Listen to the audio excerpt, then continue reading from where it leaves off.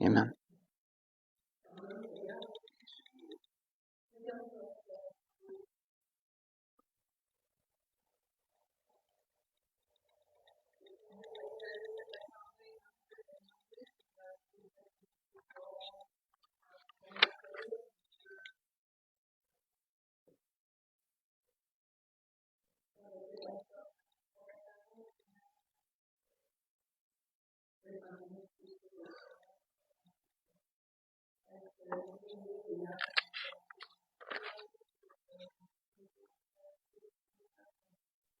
Amen. Amen. Pour ce que l'Esprit veut nous donner ce matin, je vais vous inviter à tourner dans 1er Chronique, chapitre 13. On va lire le chapitre en entier pour introduire le sujet. Et pas mal le cœur du sujet va se dérouler là. 1er Chronique, chapitre 13.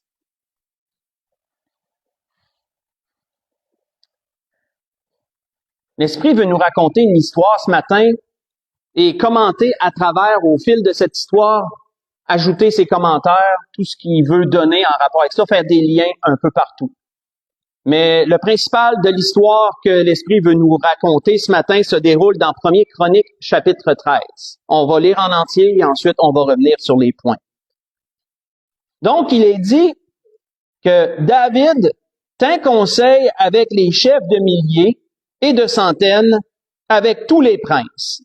Et David dit à toute assemblée d'Israël, « Si vous le trouvez bon, et si cela vient de l'Éternel, notre Dieu, envoyons des messagers de tous côtés vers nos frères qui restent dans les contrées d'Israël et aussi vers les sacrificateurs et les Lévites, dans les villes où sont leurs banlieues, afin qu'ils se réunissent à nous et ramenons auprès de nous l'arche de notre Dieu, car nous ne nous en sommes pas occupés du temps de Saül. » Toute l'assemblée décida de faire ainsi, car la chose parut convenable à tout le peuple.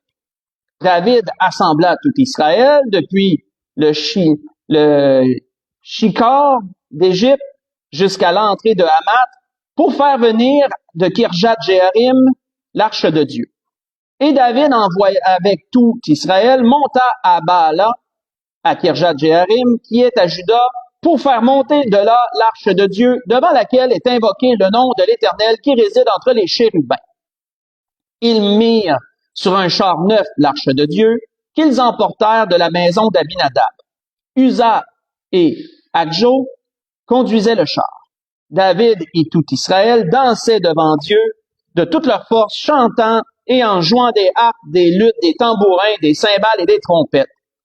Et lorsqu'ils furent arrivés à l'ère de Kidon, Uza étendit la main pour saisir l'arche, parce que les bœufs la faisaient pencher. La colère de l'Éternel s'enflamma contre Uza, et l'Éternel le frappa parce qu'il avait étendu la main sur l'arche. Uza mourut là devant Dieu. David fut irrité de ce que l'Éternel avait frappé Uza d'un tel châtiment. Et ce lieu a été appelé jusqu'à ce jour Péretz Uza. David eut peur de Dieu en ce jour-là. Et il dit, « Comment ferais-je entrer chez moi l'arche de Dieu? » David ne retira pas l'arche chez lui dans la cité de David. Et il la fit conduire dans la maison d'Obed-Édom de Gath. L'arche de Dieu resta 3 mois dans la maison d'Obed-Édom, dans sa maison. Et l'Éternel bénit la maison d'Obed-Édom et tout ce qui lui appartenait. On va arrêter ici. Donc, l'histoire que Dieu veut nous raconter, c'est comment que l'arche de Dieu est revenue au cœur de la capitale d'Israël. Parce que toute une page d'histoire, quand on fait la recherche sur l'arche de Dieu et sur, comment je pourrais dire, tous les mouvements qu'elle a subis, c'est assez intéressant tout ce qu'on peut y trouver. Comprenons bien, premièrement, que quand David dit du verset 1 au verset 3 de faire revenir l'arche parce on ne s'en était pas occupé du temps de Saül, bien, premièrement, il y a une compréhension à aller tirer là. Parce qu'avant l'établissement des rois, lorsque le sacrificateur Élie et ses fils étaient en office, Ben, on sait que les fils d'Élie étaient des mauvais sacrificateurs et qu'ils blasphémaient le nom de Dieu à travers leurs agissements. Ils commettaient des abominations et on sait que le culte en était souillé à cause d'eux. Et leur père les avait laissés faire. Ils avaient laissé ça aller. Ils n'avaient pas arrêté cette pratique. Et l'arche et Dieu, comme nous le savons, avait retiré le sacerdoce à Élie et à sa famille.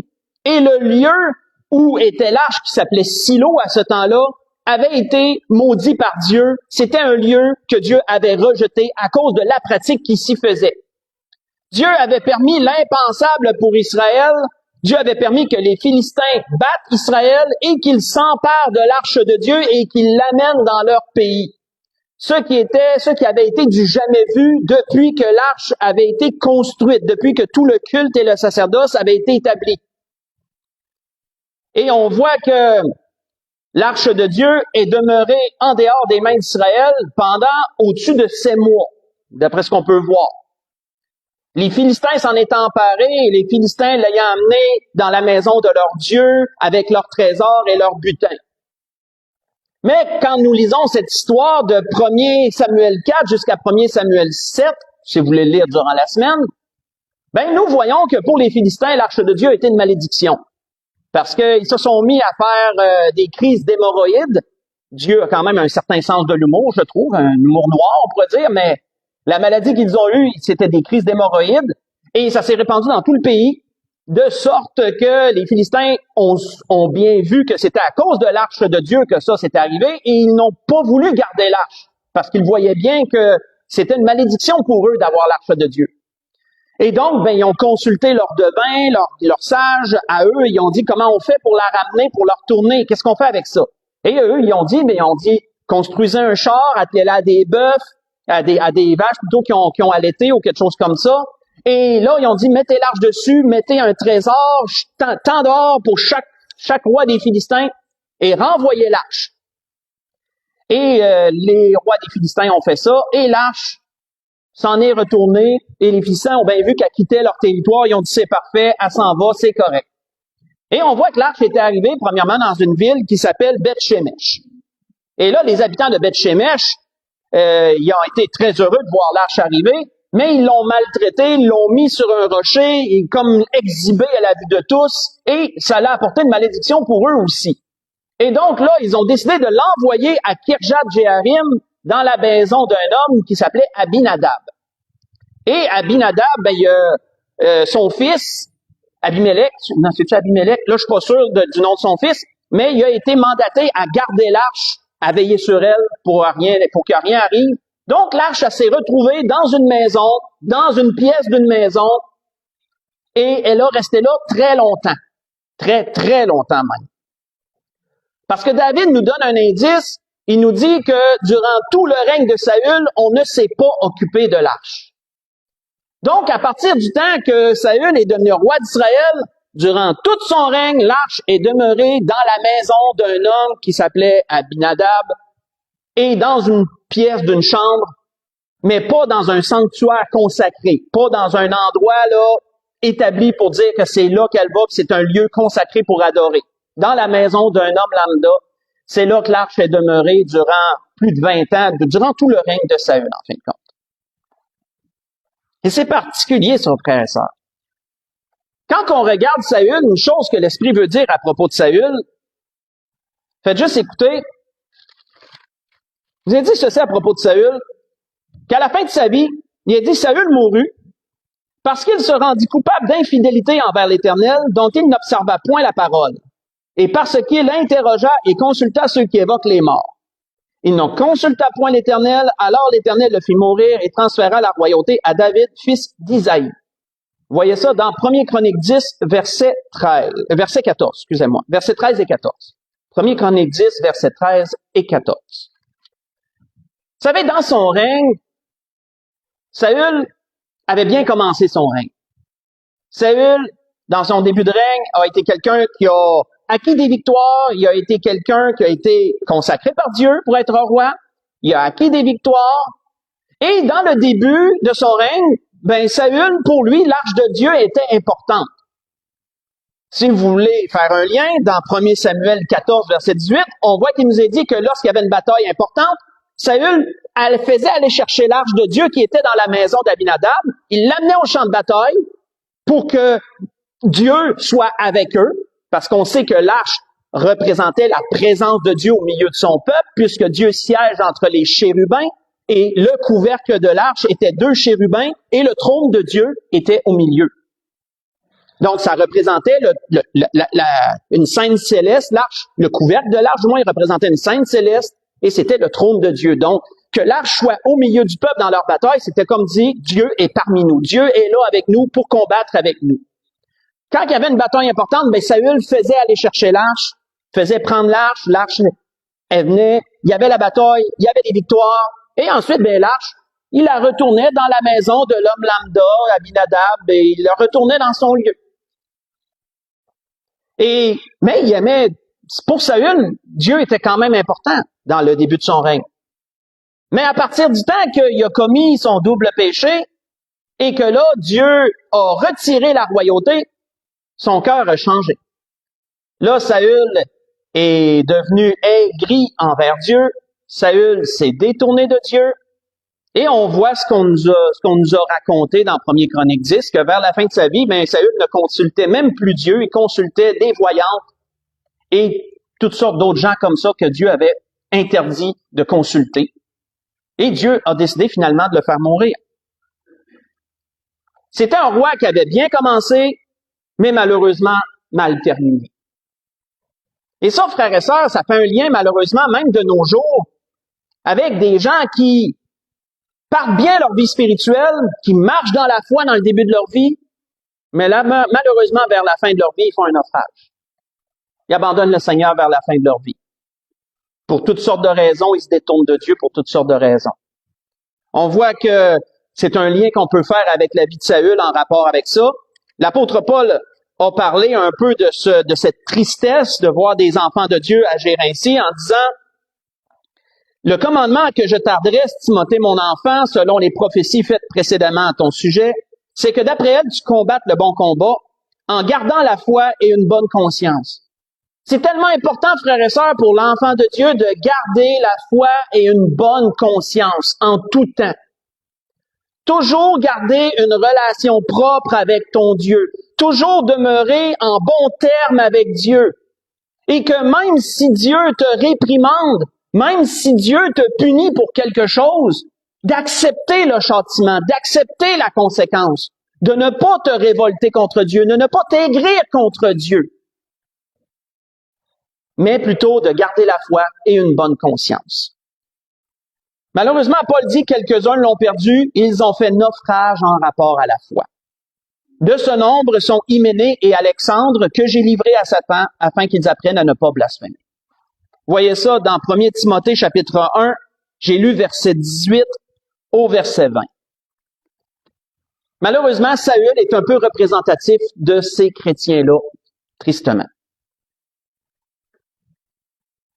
Quand on regarde la suite de ce qu'on a vu, et c'est pourquoi, là, vous comprenez pourquoi du verset 1 à 3, David fait mention que l'arche, personne s'en est occupé de tout le temps de Saül. Comprenez pourquoi, on l'a expliqué. Mais là, on voit que David, lui, avait à cœur de ramener l'arche dans un lieu consacré. David est celui qui avait conquis Jébus, qui a été appelé Jérusalem par la suite. Jébus qui n'avait jamais pu être conquis du temps de Josué et dans tout le temps que suivit, le temps des juges, jamais cette ville n'avait pu être conquise parce que les Jébusiens vivaient dans une ville fortifiée à flanc de montagne. C'était quasiment impensable de réussir. Et parce que les tribus de Juda du temps de Josué avaient toléré les tribus aux alentours, les tribus ennemies, jamais Dieu leur avait permis de battre Jébus. Et David, lui, l'avait réussi. Parce que David était un homme selon le cœur de Dieu. David avait réussi à battre Jébus, les Jébusiens avaient transformé Jébus à Jérusalem. Cette ville-là a été agrandie, etc., et c'est devenu Jérusalem. Il y a toute une recherche à faire sur ça. Et David, qui avait un cœur selon Dieu, lui a dit, l'arche, c'est fini. Le temps où elle est ignorée, elle est dans la maison d'un homme quelque part loin d'Israël. Non, elle va revenir au cœur du peuple, elle va revenir au cœur du pays.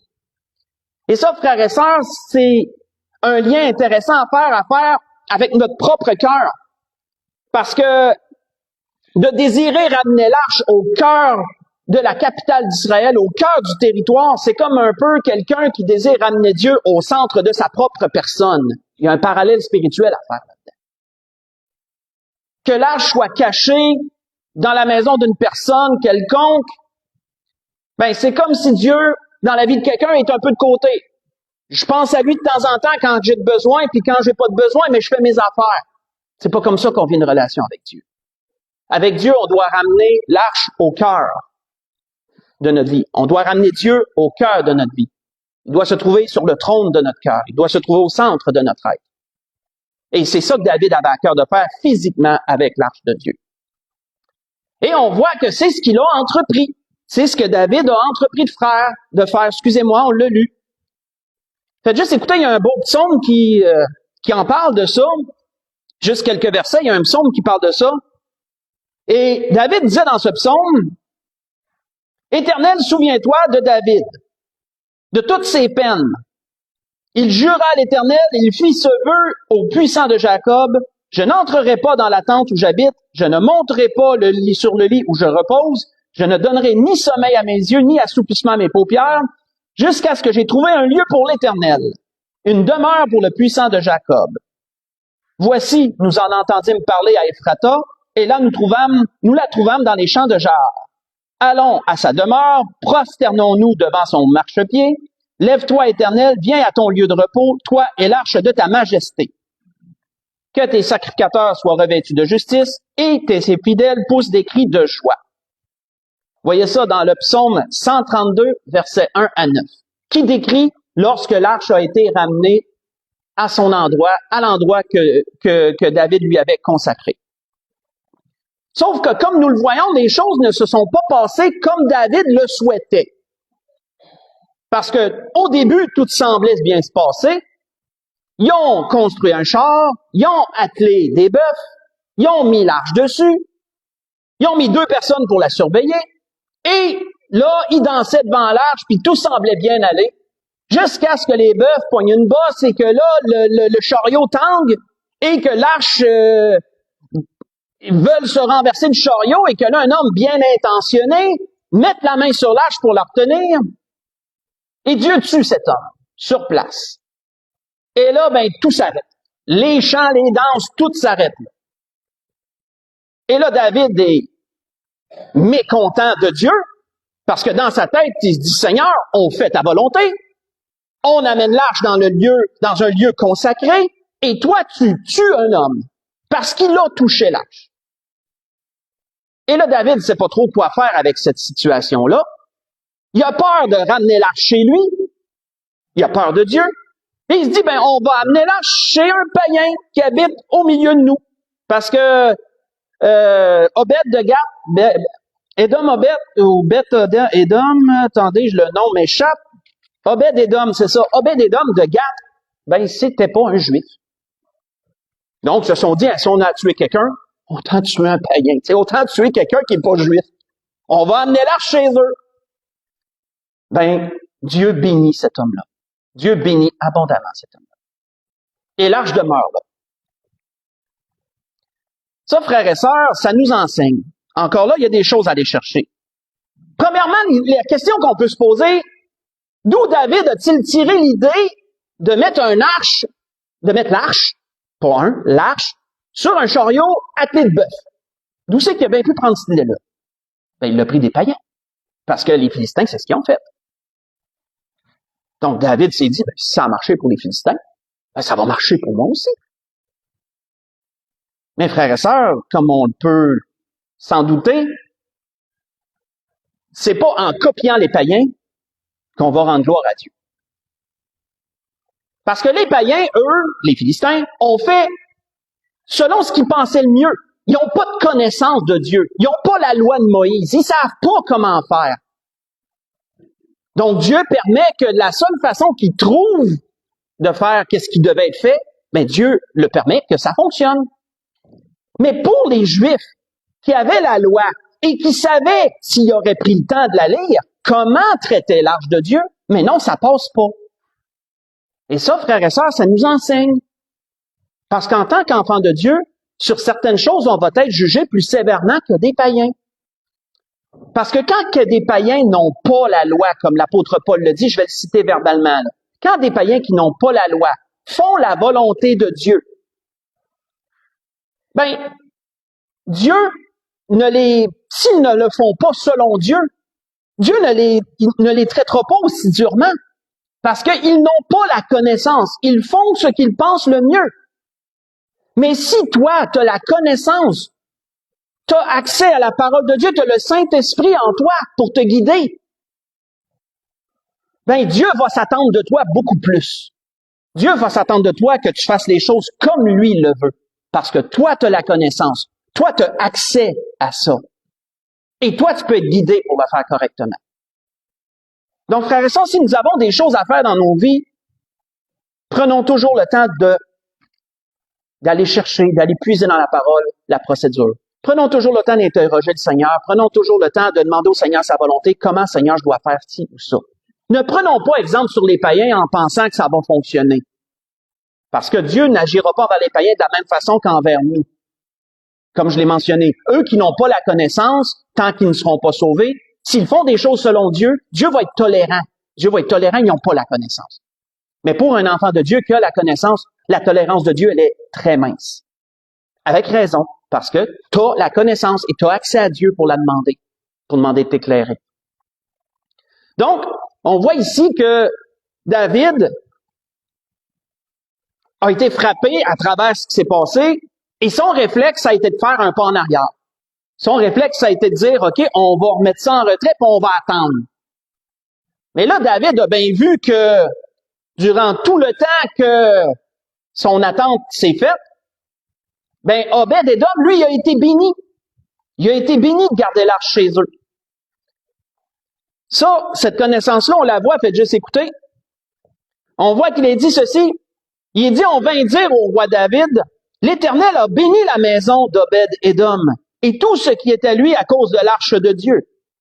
Et David se mit en route et il fit monter l'arche de Dieu depuis la maison d'Obed-Édom jusqu'à la cité de David au milieu des réjouissances. Voyez ça dans 2 Samuel 6, verset 12. Parce que là, David, lui, laisse ça là un temps, mais là, il entend dire, hey, cet homme-là, il est béni, puis c'est à cause de l'arche. Non, on peut s'imaginer que David se dit, attends une minute, là. Il y a quelque chose qui marche pas. T'sais, un homme est mort quand on voulait faire la volonté de Dieu. On renvoie l'arche quelque part en attendant, et là, lui est béni de la garder chez eux. Qu'est-ce qui se passe? Et là, David, on peut le comprendre, se met à faire des recherches sur qu'est-ce qu'on aurait dû faire, c'était quoi qu'il faisait avant.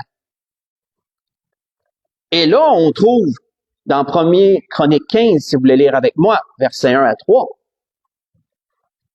là, on trouve la réponse. Il est dit, David se bâtit des maisons dans la cité de David, il prépara une place pour l'arche de Dieu et il dressa pour elle une tente.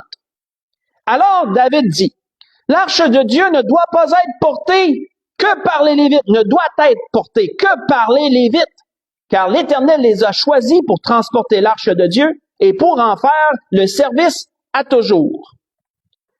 Et David assembla tout Israël à Jérusalem pour faire monter l'arche de l'Éternel à la place qui lui avait été préparée. Et si on saute au verset 13, David nous donne la réponse. Qu'est-ce qu'il avait compris? Il a été dit, parce que vous n'y étiez pas la première fois, l'Éternel notre Dieu nous a frappés, car nous ne l'avons pas cherché selon la loi. On va arrêter ici. Là, David fait ses recherches et réalise, la loi nous dit que seuls les Lévites doivent porter l'arche de Dieu. Voilà pourquoi ça n'a pas fonctionné. Les païens n'ont pas de Lévites. Les Philistins n'avaient pas de Lévites. Donc Dieu n'aurait pas pu les châtier de ne pas avoir pu faire la chose selon la loi. Mais les Juifs avaient les Lévites. Ils avaient ces gens-là. Et donc, la première chose à faire aurait été de rechercher selon la loi, avant même d'entreprendre quoi que ce soit, comment devons-nous faire les choses. Mais ils l'ont fait comme ils pensaient parce que ça avait fonctionné pour les païens. C'est un enseignement pour nous, frères et sœurs, ça. Toujours rechercher la volonté de Dieu selon la parole et pas se fier sur ce qu'on entend autour de nous pour une chose ou pour une autre. Parce que l'enfant de Dieu va toujours vouloir agir selon Dieu. Toujours selon Dieu. Et à travers ça, Dieu bénit. À travers ça, Dieu bénit. On voit que le deuxième retour de l'arche a été glorieux. C'est un retour glorieux, c'est un retour qui a été béni. David a dansé devant l'arche durant tout son cheminement et il sacrifiait, il arrêtait à tant de temps, sacrifiait une année, faisait un sacrifice. Ensuite, il continuait, il arrêtait, faisait un sacrifice. Tu sais, il agissait avec beaucoup d'humilité devant Dieu. Ils ont fait les choses bien cette fois-là. Mais ça, c'était parce qu'il avait pris la peine de regarder quelle était la volonté de Dieu et quelle façon les choses devaient être faites. Il y a une morale à retenir sur ça, frères et sœurs. Il y a une morale à retenir sur ça. Dans un psaume, faites juste écouter. Dans un psaume, il était dit ceci. Si l'Éternel ne bâtit la maison, ceux qui la bâtissent travaillent en vain. Si l'Éternel ne garde la ville, celui qui la garde veille en vain. En vain vous levez-vous de bon matin, et vous vous couchez tard, et vous mangez le pain de douleur. Il en donne autant à ses bien-aimés pendant leur sommeil. Dans le psaume 127, versets 1 et 2. Malheureusement, tellement d'occasions, tellement de choses que les gens vont faire pour Dieu, mais ils ne le font pas selon Dieu. Et on va penser que quand on fait des choses pour Dieu, mais pas selon Dieu, que ça va être correct. Mes frères et sœurs, ce que Dieu prime, c'est pas la quantité de choses qu'on va faire pour lui. Ce que Dieu prime, c'est la qualité des choses qu'on va faire pour lui. Et la qualité, comment Dieu la juge, c'est est-ce que c'est selon sa volonté. C'est comme ça que Dieu juge les choses. Faire peu selon la volonté de Dieu est beaucoup plus méritoire que de faire beaucoup sans la volonté de Dieu ou contre la volonté de Dieu. Malheureusement, beaucoup de dénominations en ce monde devraient comprendre ce principe-là. Parce que combien de dénominations vont avoir beaucoup d'organisations et beaucoup de grandes choses? Ils en font des choses, mais pas selon Dieu. L'important, c'est pas l'abondance de ce que tu fais, c'est de la faire selon Dieu. Et si tu peux faire selon Dieu beaucoup de choses, ben encore mieux. Gloire à Dieu dans ce cas-là. Et c'était entre autres choses ce que cet événement, ce que cette histoire que l'Esprit nous a donnée ce matin nous raconte. L'Esprit a voulu nous raconter cette histoire ce matin de l'arche, de la façon qu'elle a été ramenée et tout. L'Esprit a voulu nous montrer ce matin toutes des étapes importantes dans ces choses-là.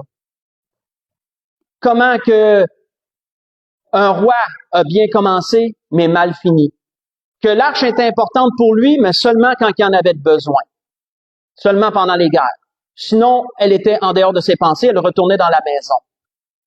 Mais ça démontre des chrétiens que pour eux autres, Dieu est important seulement quand ça fait leur affaire. Quand ils ont besoin, ils vont penser à Dieu. Quand ils ont une épreuve, ils vont penser à Dieu. Mais en dehors de ça, ils vivent leur vie en dehors de ça. Ça représente ça.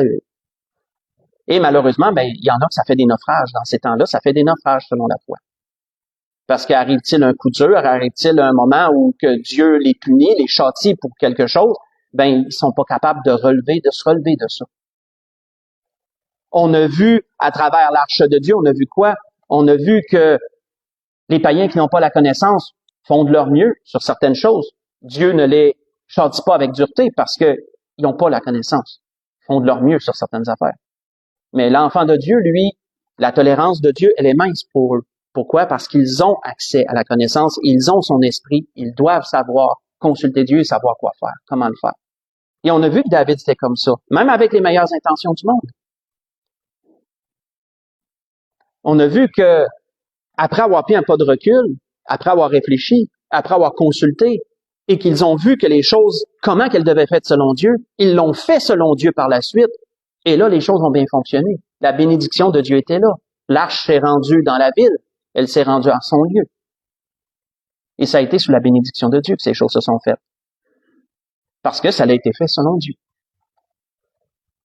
L'Esprit a voulu nous parler ce matin à travers toutes ces choses et nous donner plusieurs leçons comme ça. Pour conclure, on va aller dans 1 Chronique 15, mais on va lire le verset 25 au verset 28 pour conclure. 1 Chronique 15, verset 25 au verset 28.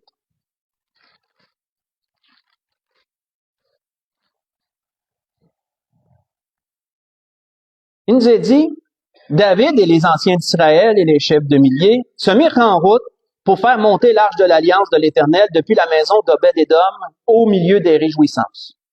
Ce fut avec l'assistance de Dieu, et c'est ça là, c'est la phrase importante à retenir. Ce fut avec l'assistance de Dieu que les Lévites portèrent l'arche de l'Alliance de l'Éternel. L'on sacrifia 7 taureaux, 7 béliers. David était revêtu d'un manteau de bisus. Il en était de même pour tous les Lévites qui portaient l'arche, des chantres et des Kénanias, chefs de musique parmi les chantres. Et David avait sur lui un éphod de lin. Tout Israël fit monter l'arche de l'Alliance de l'Éternel avec des cris de joie au son des clairons, des trompettes et des cymbales, en faisant retentir des luttes et des harpes. Comme l'arche de l'Alliance moi je peux lire le verset 29. Comme l'arche de l'Alliance de l'Éternel entrait dans la cité de David, Michal, fille de Saül, regarda par la fenêtre et voyant le roi David sauter et danser, elle le méprisa dans son cœur. Oui, parce que David avait de l'air fou. Je veux dire, aux yeux des hommes, il avait de l'air fou de danser puis de sautiller devant l'arche de Dieu. Danser là, d'une certaine façon. Et sa femme, elle regarde, elle dit, voyons, non, il s'humilie devant tout le monde, ça n'a pas de bon sens. C'est lui le roi. Mais David s'humiliait devant Dieu. C'était devant Dieu qu'il dansait. Ainsi. Et on voit que l'arche a pu atteindre son lieu. David, frères et sœurs, a pu apprendre de ses erreurs. Et à travers cet apprentissage-là, il a marché selon Dieu par la suite. Il a marché selon Dieu par la suite dans ces choses-là. Et c'était ce que l'Esprit voulait nous dire ce matin dans tout cela. On va pouvoir se lever pour un dernier cantique. Et il y avait